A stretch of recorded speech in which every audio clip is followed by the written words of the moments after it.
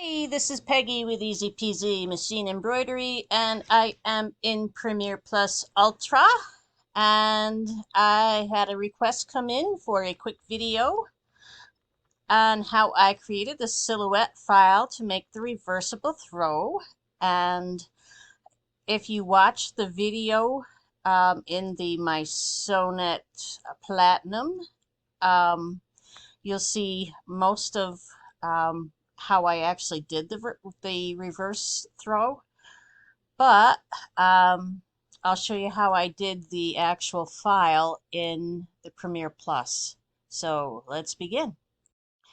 So you need the actual the Ultra version, and you're going to go into the digitizing.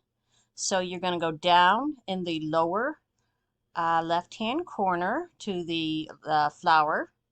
You're going to open that up. And before we get too deep into this, I'm going to cancel this out for just a minute. I'm going to go backwards. I'm going to go out into the internet for just a second. I get a whole lot of my silhouettes from a site called Silhouette Garden. And what you do is there are all kinds of categories here, all kinds of silhouettes. You just go ahead and download the silhouette, and you can also get those silhouettes on Google Images. Just go ahead and type,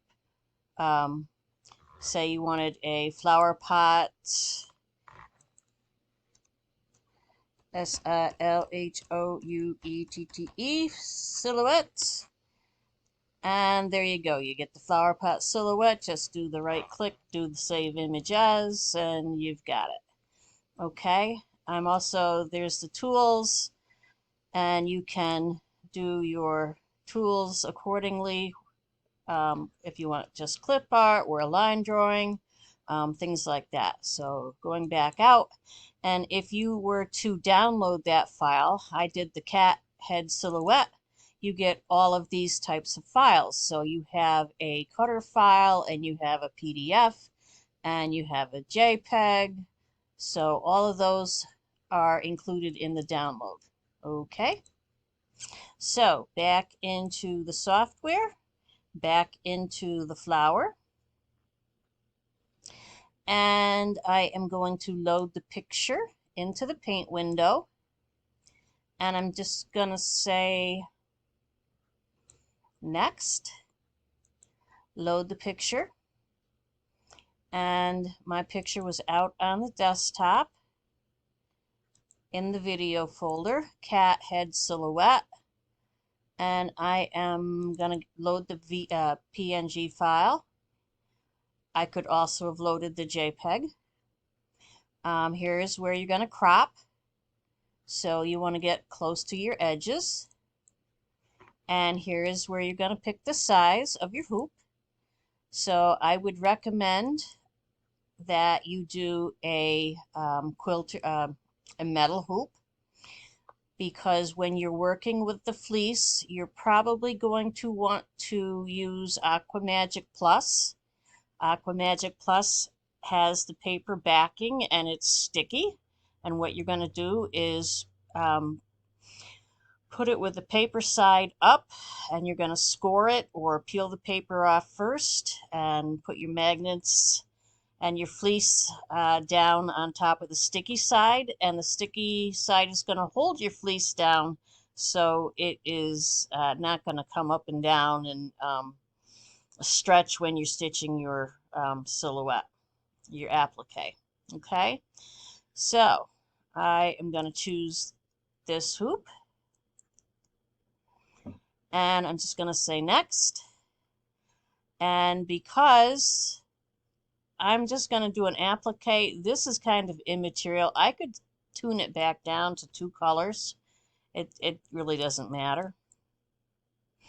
And all I'm going to do here, and it's just so simple, I am going to turn off my pattern fill, and I am going to turn on my applique. I'm going to decide what kind of a border I want, and in this case I'm going to do a satin line.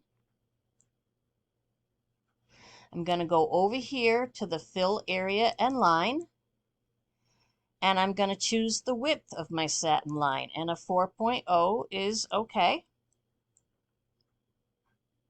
And all I'm going to do is click quick stitch and click somewhere inside that kitty cat, and there is my silhouette.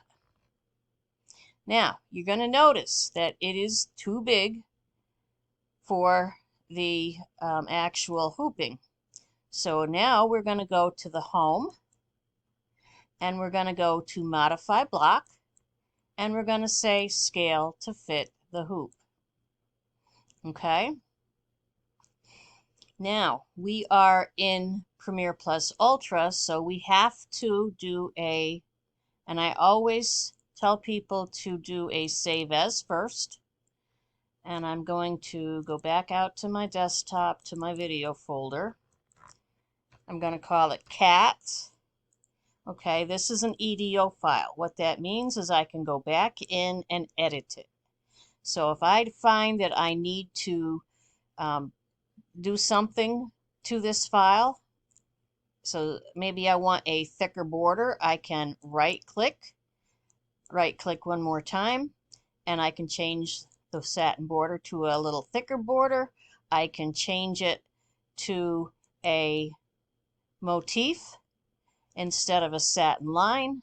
I can also say I want maybe an echo fill.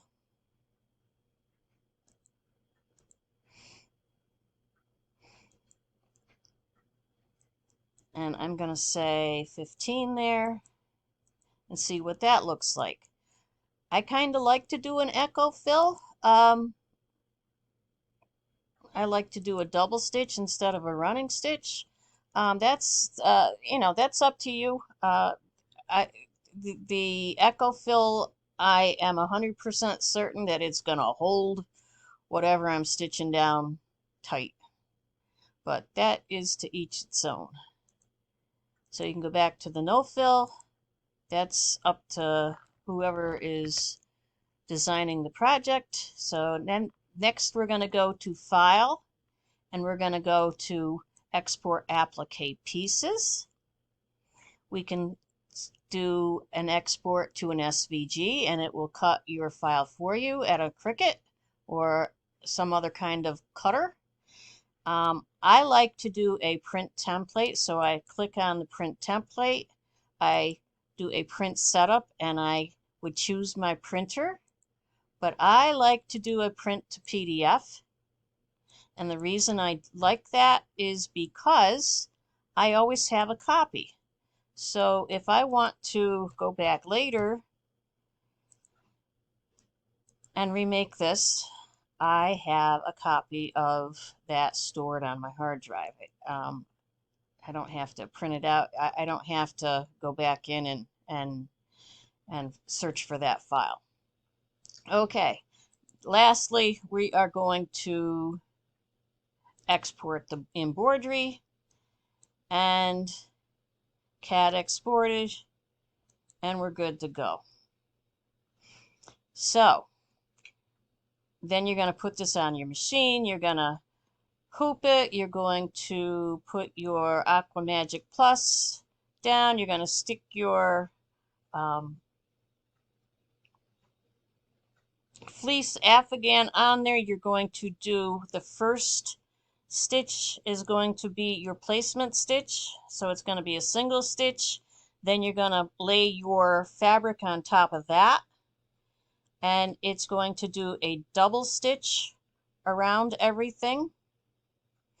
The other thing I'm going to mention here is when it does that first placement stitch, if you're going to do a reversible throw, you're going to remove your hoop, and you're going to put a piece of fleece or whatever fabric, you're going to tape that onto the back side of your hoop. You're going to rehoop it. Now you're going to do that second stitching around, which is going to be a double stitch, and then you're going to trim around both sides. It's got to be both sides. Gonna rehoop it, or put your hoop back onto your machine, and then the last thing you're gonna do is that satin stitch. Okay, and then you're good to go. And then you're gonna repeat all the way around as many times as you want. Okay, so that's how I did the reversible fleece throw. And if you want to see what it is, hold on a second and I'll see if I can find that file. And here is the file. So this is the front side and this is the back side. And then I just put a binding around the fleece blanket and we were good to go. So hope you enjoyed this video and thanks for your request. Catch you later. Bye.